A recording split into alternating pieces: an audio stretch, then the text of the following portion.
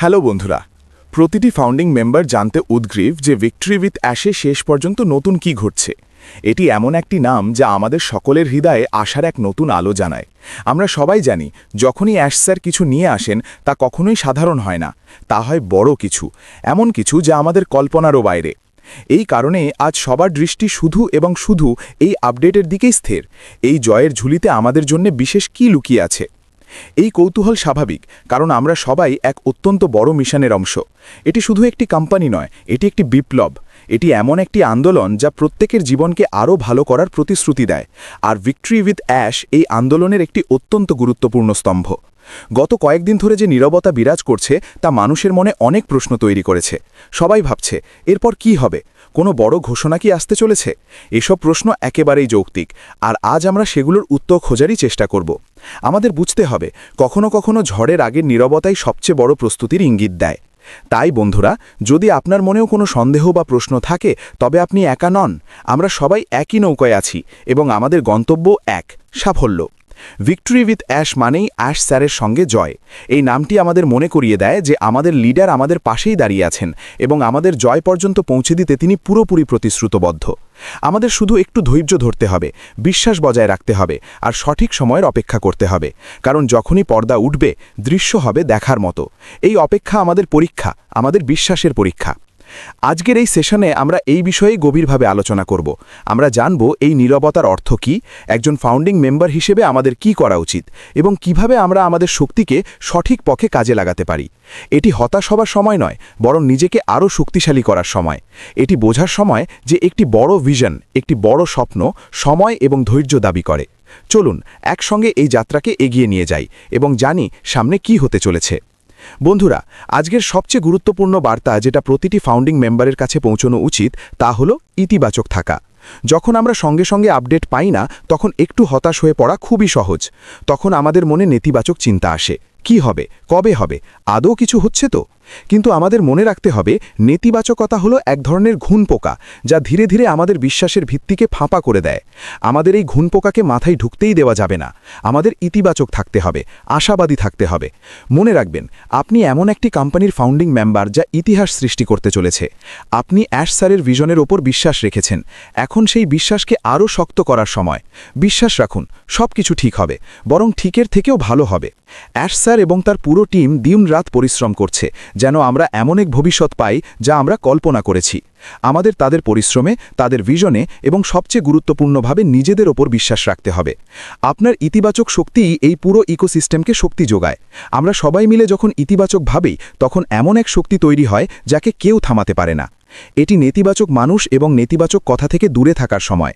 Social media বা আশেপাশে আপনি অনেক মানুষ পাবেন যারা আপনাকে নিরুৎসাহিত করতে চাইবে, আপনার আশা ভেঙে দিতে চাইবে। আপনাকে তাদের থেকে দূরে থাকতে হবে। অর্থহীন বিতর্কে আপনার শক্তি নষ্ট করবেন না। তার বদলে শেখার কাজে, নিজেকে উন্নত করার কাজে এবং আপনার মতো ইতিবাচক মানুষদের সঙ্গে যুক্ত হবার কাজে শক্তি ব্যয় করুন। মনে রাখবেন, সিংহ যখন শিকারের আগে 2 কদম পেছনে যায়, তার মানে সে ভয় পেয়েছে নয়, বরং সে বড় লাফের প্রস্তুতি নিচ্ছে। তাই প্রিয় বন্ধুরা, বিশ্বাসের আগুনকে হৃদয়ে জ্বালিয়ে রাখুন। হতাশ হবেন না, নিরাশ হবেন না। প্রতিটি সকাল নতুন আশার সঙ্গে শুরু করুন। বিশ্বাস রাখুন, আমরা এক বিশাল সাফল্যের দোরগোড়ায় দাঁড়িয়ে আছি। এই স্বপ্ন এখন শুধু অ্যাশ স্যারের স্বপ্ন নয়, এটি আমাদের সবার স্বপ্ন এবং আমরা সবাই মিলে এটি বাস্তবায়ন করব। আপনার চিন্তাকে ইতিবাচক রাখুন, কাজকে ইতিবাচক রাখুন। দেখবেন ফলাফলও অসাধারণভাবে ইতিবাচক হবে। লেগে থাকুন এবং বিশ্বাস বজায় রাখুন। বন্ধুরা, ইতিবাচক থাকার পাশাপাশি আরেকটি অত্যন্ত গুরুত্বপূর্ণ কাজ হল ইকোসিস্টেম অর্থাৎ ওইএসের সঙ্গে নিয়মিত যুক্ত থাকা। ওইএস আমাদের ঘর, আমাদের যোগাযোগ কেন্দ্র এবং বড় ছোট সব তথ্যের একমাত্র অফিসিয়াল উৎস। আজকের ডিজিটাল যুগে যেখানে ভুল তথ্য আর গুজব দাবানলের মতো ছড়ায়, সেখানে সঠিক তথ্যের জন্য সঠিক জায়গায় যাওয়া অত্যন্ত জরুরি। আমাদের জন্য সেই সঠিক জায়গা হলো আমাদের নিজস্ব ওইএস। প্রতিদিন এটি চেক করাকে অভ্যেসে পরিণত করুন, যেমন প্রতিদিন সকালে ইমেল চেক করেন। অনেক সময় আমরা টেলিগ্রাম বা হোয়াটসঅ্যাপ গ্রুপের মতো বাহ্যিক উৎসের ওপর বেশি নির্ভর করি। এগুলো যুক্ত থাকতে সাহায্য করলেও মনে রাখতে হবে, সবচেয়ে নির্ভরযোগ্য এবং প্রথম আপডেট সবসময় ওইএসেই আসবে। অ্যাশ স্যার যখনই কোনো বড় ঘোষণা দেবেন, তা সবার আগে সেখানেই দেখা যাবে। ওইএসে যুক্ত থাকা মানে শুধু আপডেট দেখা নয়, এর মানে হলো ইকোসিস্টেমের অংশ হওয়া। এতে আপনি শুধু সিস্টেম ভালোভাবে বুঝবেন না, বরং কোম্পানির ভিশনের সঙ্গে আরও গভীরভাবে যুক্ত হবেন। প্রতিদিন অন্তত একবার ওইএসে লগ ইন করুন, পপ আপ মনোযোগ দিয়ে পড়ুন, ড্যাশবোর্ড দেখুন, আপডেট সেকশন চেক করুন। গুজবে কান দেবেন না, সরাসরি উৎসে যান, ওইএসে যান। এটাই একজন সচেতন এবং সত্যিকারের ফাউন্ডিং মেম্বারের পরিচয়। এখন আসি সবচেয়ে বড় প্রশ্নে, অ্যাশ স্যার একটু চুপ কেন? এই নীরবতার অর্থ কী? এই প্রশ্নের সুন্দর উত্তর দিয়েছেন আমাদের সম্মানিত লিডার মিস্টার ক্রিস জনসন। তিনি বলেছেন, যখন আমাদের সিইও অ্যাশ মুফারে খুব শান্ত হয়ে যান, তার মানে কিছুই হচ্ছে না এমন নয়, বরং তার উল্টো। তার মানে পর্দার পেছনে খুব বড় অসাধারণ কাজ চলছে। এই নীরবতা একটি ইতিবাচক ঝড়ের পূর্বাভাস, যা আমাদের সবার জীবন বদলে দেবে। যেমন একজন শিল্পী মাস্টারপিস বানানোর সময় একান্ত মনোযোগে থাকেন, তেমনি অ্যাশ স্যার ও তার টিম ভবিষ্যৎকে নতুন দিক নিতে কাজ করছেন। ভিক্টরি উইথ অ্যাশ কোনো ছোট প্রকল্প নয়, এটি একটি গেম চেঞ্জার। তাদের নীরবতা তাদের প্রতিশ্রুতির প্রতীক। আমাদের উদ্বিগ্ন হবার কোনো কারণ নেই। তিনি আমাদের কখনো একা ছাড়বেনও না। তার নীরবতা মানে আমাদের জন্য এক শক্তিশালী ভবিষ্যৎ নির্মাণ। পরের বার যদি মনে হয় অ্যাশ স্যার চুপ কেন, তখন উদ্বিগ্ন না হয়ে উচ্ছ্বসিত হন। বুঝুন, আমাদের জন্য বড় সারপ্রাইজ প্রস্তুত হচ্ছে। যখনই নীরবতা ভাঙবে, তার প্রতিধ্বনি পুরো বিশ্ব শুনবে। বন্ধুরা, আজকের আপডেটে সবচেয়ে বেশি জোর দেওয়া হয়েছে যে শব্দটির ওপর, তা হলো ডিসিপ্লিন। সাফল্য পেতে ডিসিপ্লিনই সবচেয়ে জরুরি। সঠিক কাজ সঠিকভাবে এবং সঠিক সময়ে করা, মন থাকুক বা না থাকুক। ডিসিপ্লিন বিশ্বাস তৈরি করে, মনোযোগ ধরে রাখে, টিম কালচার গড়ে তোলে। ডিসিপ্লিন ছাড়া বড় সাফল্য সম্ভব নয়। আমরা শুধু সদস্য নই, আমরা সবাই লিডার। একজন সত্যিকারের লিডারের সবচেয়ে বড় দায়িত্ব হলো ডুপ্লিকেশন, ভালো অভ্যেস এবং সফল প্রক্রিয়াগুলো টিমে ছড়িয়ে দেওয়া, উদাহরণ হয়ে নেতৃত্ব দেওয়া।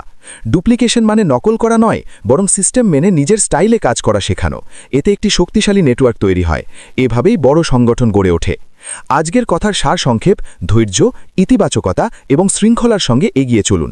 এটি একটি ম্যারাথন, স্প্রিন্ট নয়। আমরা ইতিহাসের অংশ। বড় আপডেট আসছে। অ্যাশ স্যার বড় কিছু নিয়েই আসবেন।